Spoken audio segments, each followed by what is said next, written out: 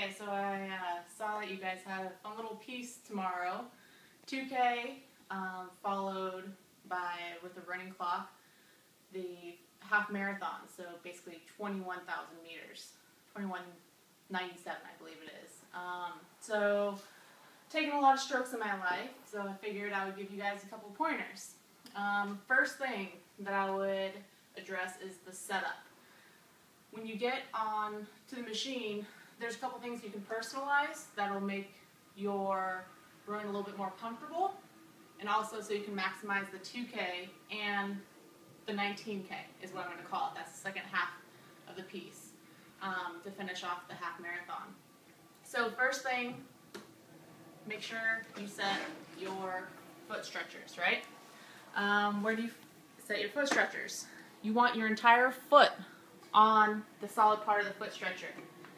If it is hiked up too far, you're now limiting your range of motion and you're just running into your mobility, or running into your leg too if you have longer femurs. If it's too low, when you start taking those power strokes, this makes you want to push vertically rather than horizontal. So it increases the incidence of jumping up off the seat and landing on the gooch, and it's never feels good.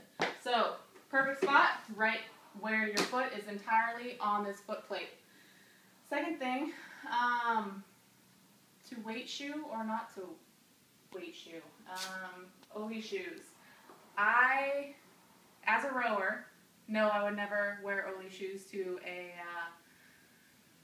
test, but as a CrossFitter, I totally would.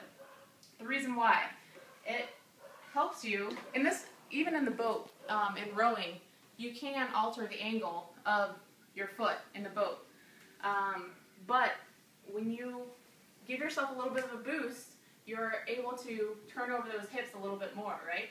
So it's easier to get this lumbar curve up and over and straight, versus if you have tight ankles, tight hips, then you're going to start doing this tucking motion, also known as meeting the hips in the lifting world, where you aren't even closing your hips off because your hips are in front of your shoulders. Better to have your shoulder in front of your hips so you can open your hips, right?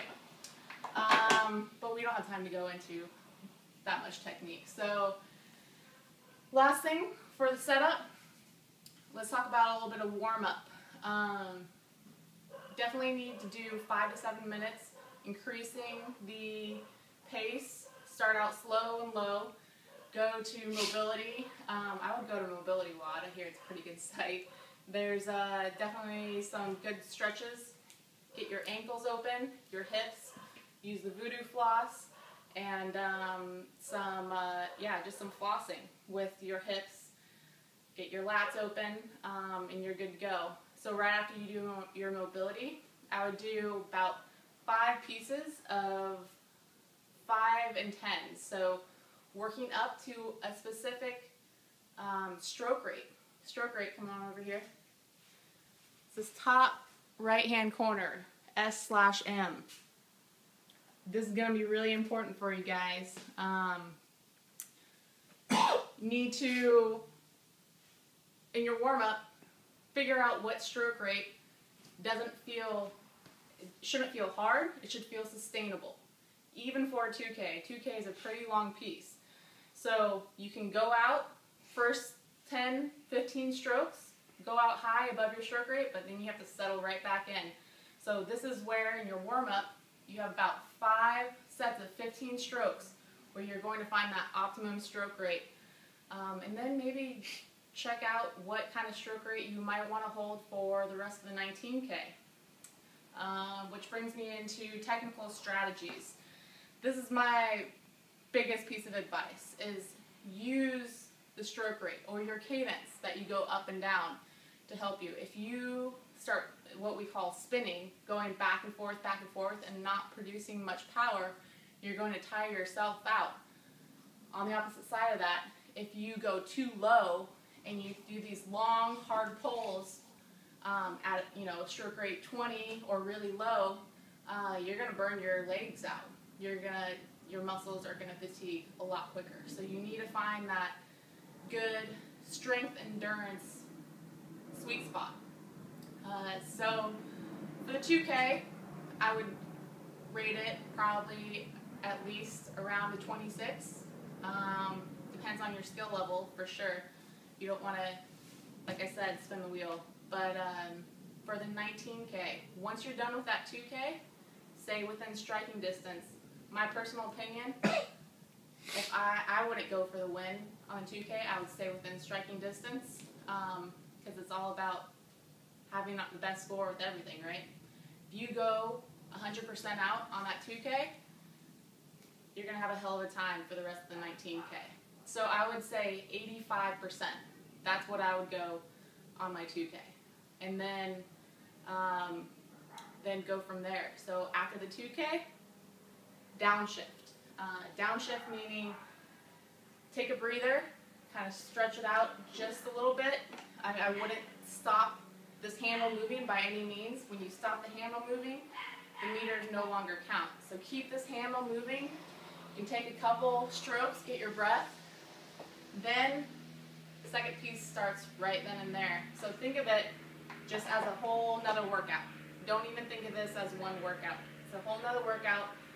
You need to start lower with a stroke rate because you're going to need to still recover from that hard effort of a 2K. So my recommendation is to start around a 22 stroke rate.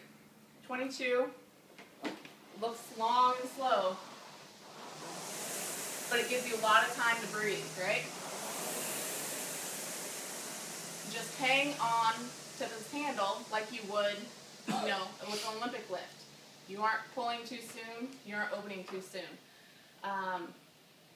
The biggest tip I could give you from taking a lot of strokes and doing a lot of longer pieces is learn how to relax on the recovery. Relax your legs.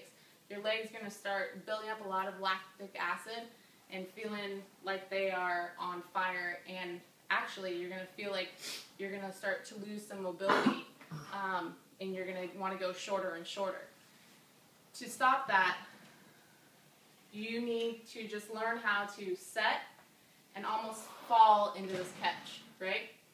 I sometimes feel like I'm wiggling my toes, or I feel like my foot is expanding onto this footboard.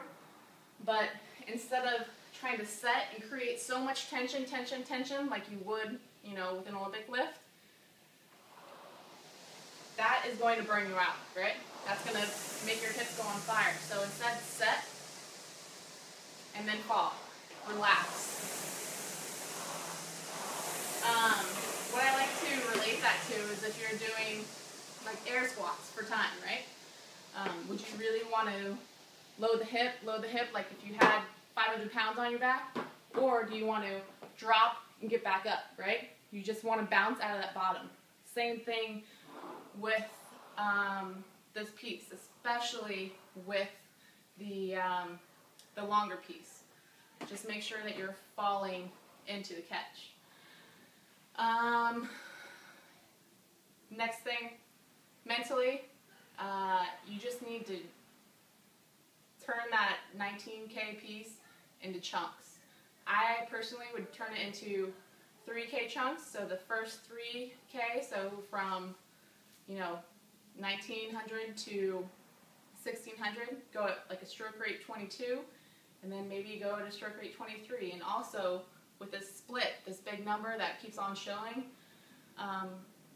I would try to make that a little bit faster. That's called negative splitting.